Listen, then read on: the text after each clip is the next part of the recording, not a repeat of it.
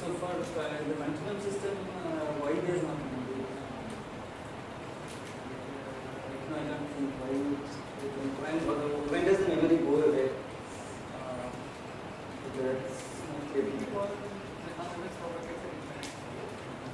Sorry?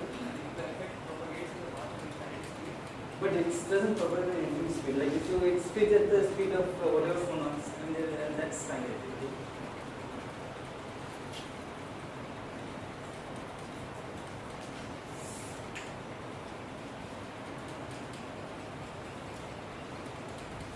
Okay, so this sigma L hat again has this sigma L, some matrix with sigma L and everything 0, and sigma R hat is something with everything 0, and this is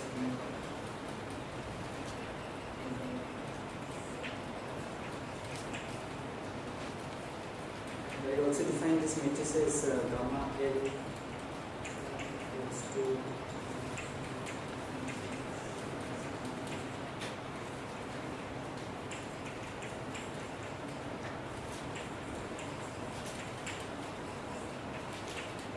so I will just spend some time, maybe 10 minutes more, just telling you how, one can. So there is some formal results, and how can we actually use it to get some concrete answer. How do you manipulate this kind of matrix, and how do you invert this matrix and do something with it? So let's just look at the structure of this matrix. So we have all the information out there. So I will also define gamma.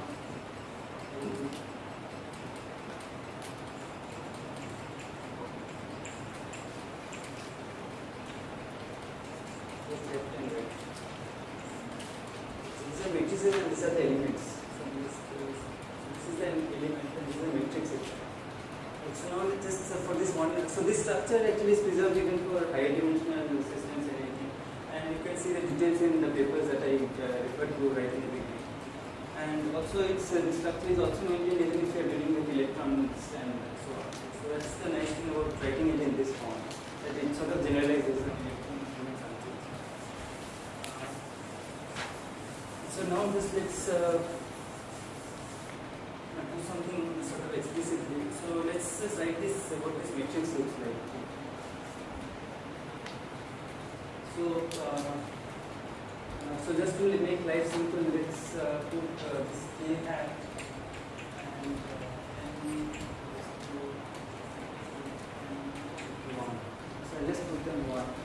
And so these are the constants related to the bath, and this K prime is the coupling term, so I am just putting them 1 for simplicity. So in that case, this matrix G plus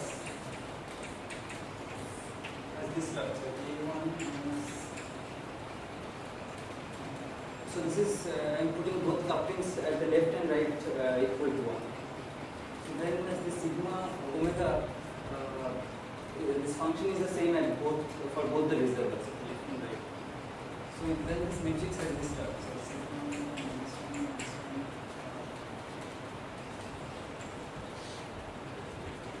So this is for system.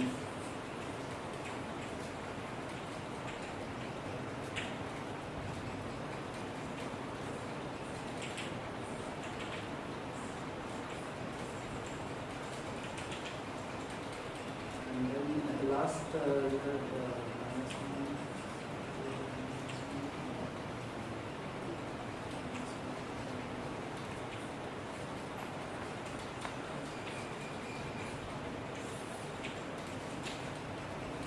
G plus 1 is basically inverse of this matrix, where this A is just 2 minus m square. So that's just so this came from this minus ms omega square plus 5s.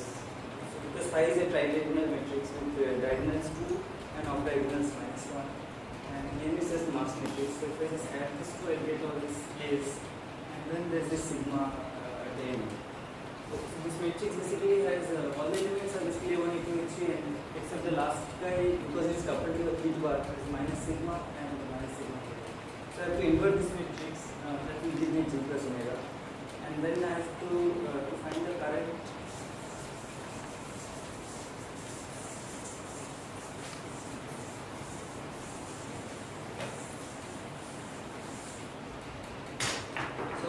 find this transmission function, we have in this is 4 times trace of G plus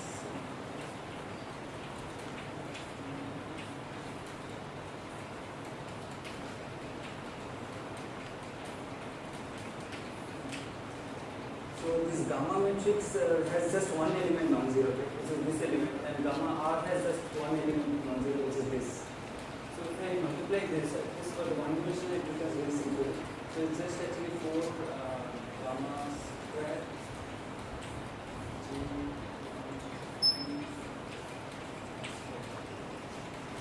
So G1n is you invert this matrix and look at this element. Okay, so G1n element of this inversion. So that's G1n square. And gamma square, I have assumed that the couplings are all equal and the paths are also sort of equal. Everything is equivalent in paths. So therefore, gamma n omega equal to gamma. So if you just multiply these matrices and take a trace, this is what you will get. So then we find this G1n square element. So what is G1n is inversion of this element. Invert this matrix and take this element. So that if you just so if you use the definition of matrix inverse, which is like you take any element, find its covariance, and then divide by the determinant. So if you just use the definition, you can easily see that for this element, it's just so G1n is actually just 1 by determinant of this matrix.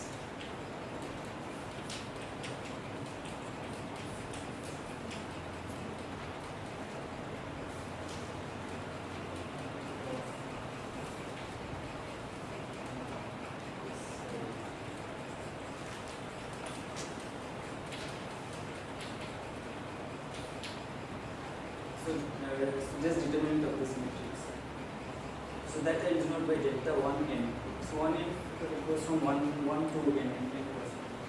So G1n is just 1 by delta 1n. So now basically if I can find the determinant of this matrix, then I can find G1n and then just square it and find mod square and find the transmission.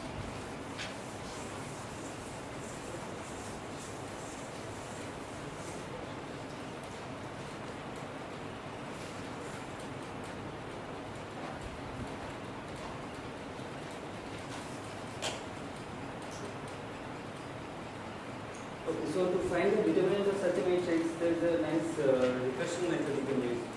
So if you want to find the determinant of this inside stuff, so I call it delta 1n, then that's actually given by a1 minus n.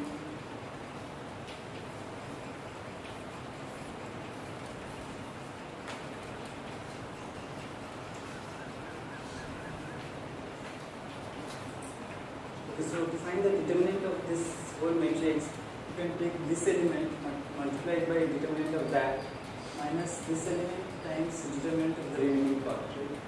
So you can see that so delta 2n is what I am calling determinant of this part, and delta 3n is determinant of starting from this whatever part is there of that matrix. So you can easily see that the structure is satisfied. So this is true for tridiagonal matrices. That you can write it in this form.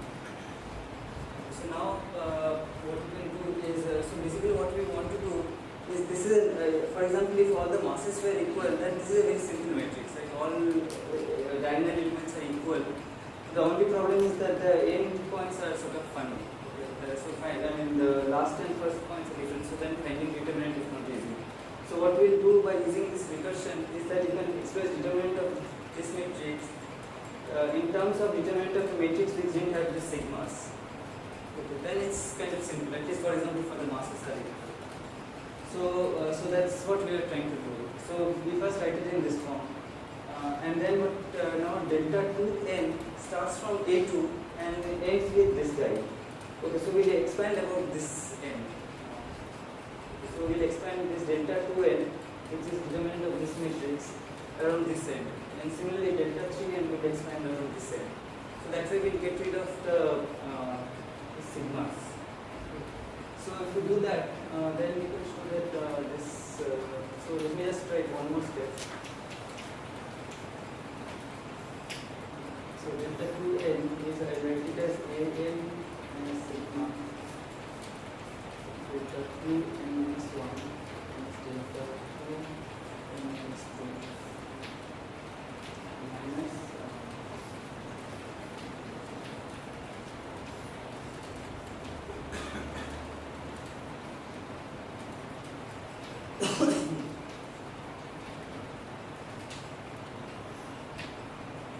so I write it in this form.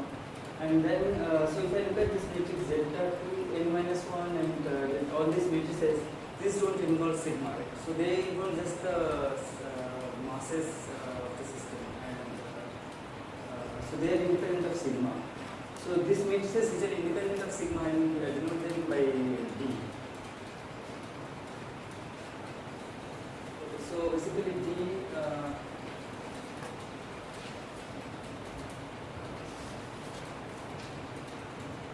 Denoted by D1n equal to determinant of matrix which is just A1, A2 to AN. So a matrix which is the same thing except it doesn't have sigma at the end, so denoted by D1n instead of delta 1. So then what you can show is that this, if you just do some manipulations, you can show that this whole thing can be written as equal to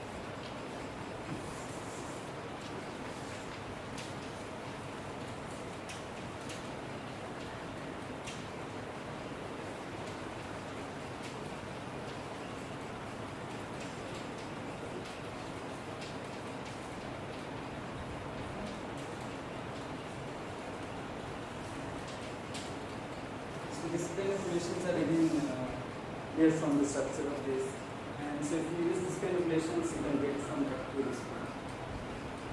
So now, when you have when you write something like this implies that you can write D1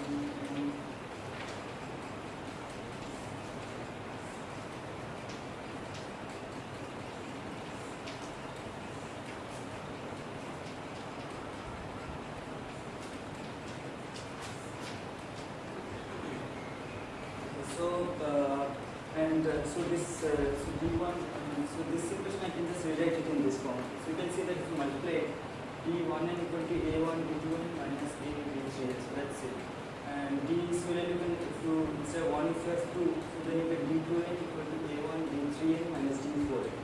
So that will give the second line. Sorry, if you get D2n, that's just D2n. So that's an identity. Okay. So and this is just equivalent to this. So, so now what you can show is that just by using that this property,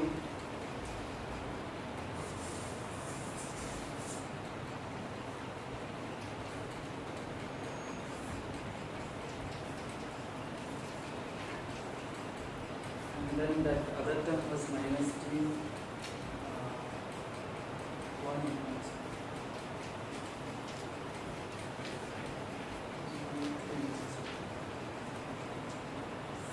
can be written as, so I'll just do it many times, then basically I'll get a product of matrices.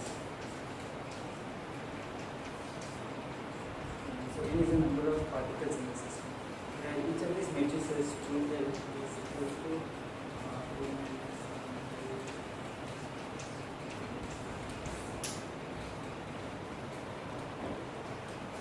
okay, so what I've managed to do is that this determinant can be basically written as this term can be sandwiched between these two vectors, one and this this object can be written as a product of these 2 cross 2 matrices. So now if these matrices are, for example, if the masses are equal, then it's easy to take this product of n of these objects. So this is 2 to the power n, and you can explicitly find what it is. So for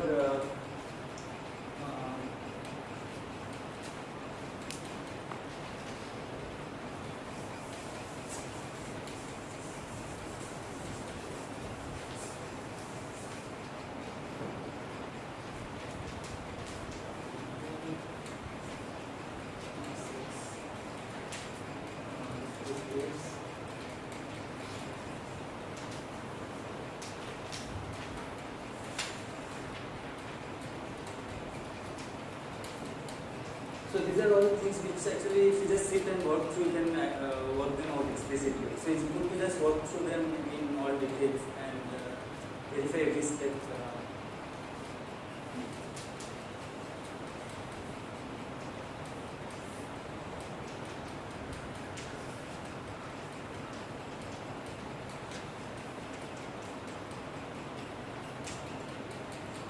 Okay, so this is for an ordered chain. And so for also earlier I showed that sigma omega is just e to the power I cube, and then if you just use this two and then delta 1n was given, so this was delta 1n. So I can plug this one and this one into here, and if I evaluate delta 1n, what I will find is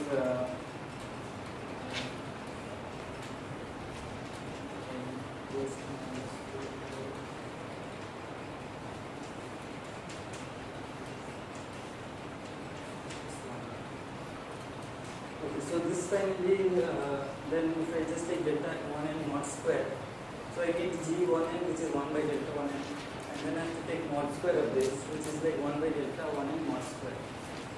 And gamma, so this gamma of omega was imaginary part of sigma. So gamma of omega is imaginary part of sigma, which is just sine cube. Okay, so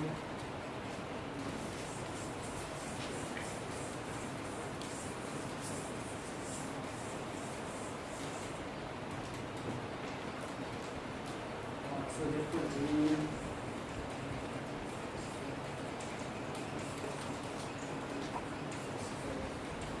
that's just 1 by 4 sine square.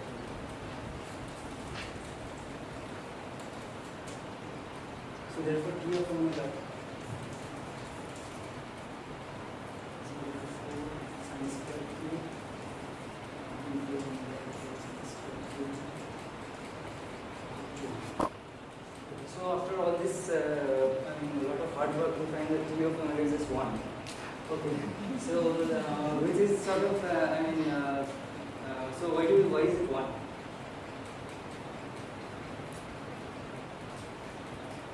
So I said T of omega is like transmission coefficient. So I need to show it why I am calling it transmission coefficient. But finally you can show that actually what it T of omega, I mean, another interpretation of T of omega is like I have this system which is in complete chain, and I have this heat reservoir. Okay. So basically this is also a chain of oscillators. So if I send a sound wave e to the power iqx, then there will be some transmission and there will be reflection, right? In general, if I have some arbitrary system. So if their masses are random, for example, some part will go through, and out here I will have some transmitted e to the power iqx, and out here I will have, so basically the solution will be like something like this. So if I send just a plane wave. So what we can show is that this T of omega is actually this T mod square. Okay, so that's so that's a different calculation, but you can show that that's exactly true.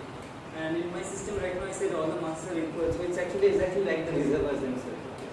So therefore what we find is T of omega is equal to 1 for any frequency, but only for the allowed range of frequencies between 0 to 2. outside it's 0. I mean, so you can only have transmission for the allowed range of. So T of omega is 1, and then if you plug in that into the expression for current, you get some value for the current.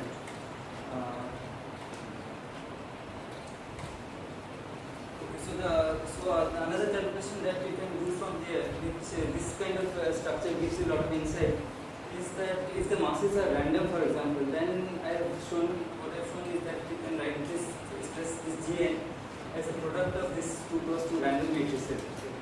So therefore that's useful because you know a lot of things about product of random matrices, and you can. So one of the things you can show is that from this structure is that as soon as you have randomness, then things like localization will be very important. Okay, so in that case, actually, almost none of the. So right now I said if the masses are equal, all modes go to transmit with probability 1. But as soon as you have any amount of randomness in the system, you can show that the transmission is basically, goes exponentially to 0 with system size for almost any frequency. So that's something which you can show from this kind of structure. The second thing to remember is that this structure is also you can do similar things in higher dimensions. So the structure remains the same in any dimension. Okay, so since I run out of time, I'll just stop there. I guess maybe Anupam can give some more insight in the tutorials about what all you can do with this formalism. So this is also another thing I should say that this also you can extend this whatever I did, everything you can do for the quantum mechanical case. The same modular path you can do quantum mechanics, and you can do it in any dimensions for and it's good for harmonic systems. So for harmonic systems, the reason we could solve it and do everything is that the paths were linear. So for harmonic system, this you can't do. So that needs to be so it doesn't work for harmonic systems. So any questions? Okay, so let's see.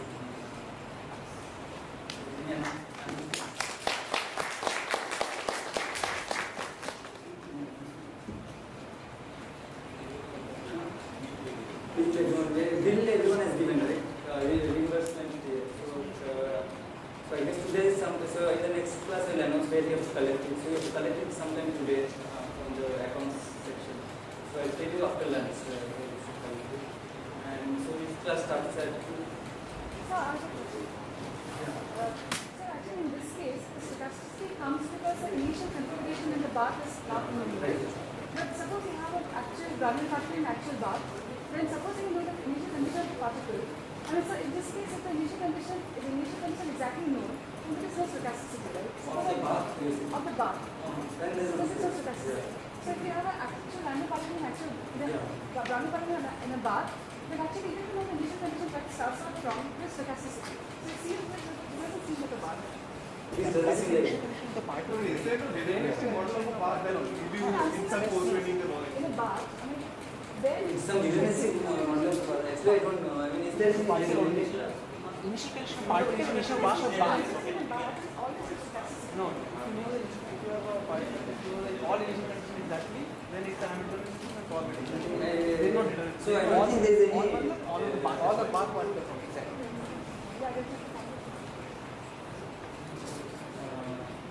No, I don't think there is any microscopic derivation of this starting from purely Hamiltonian.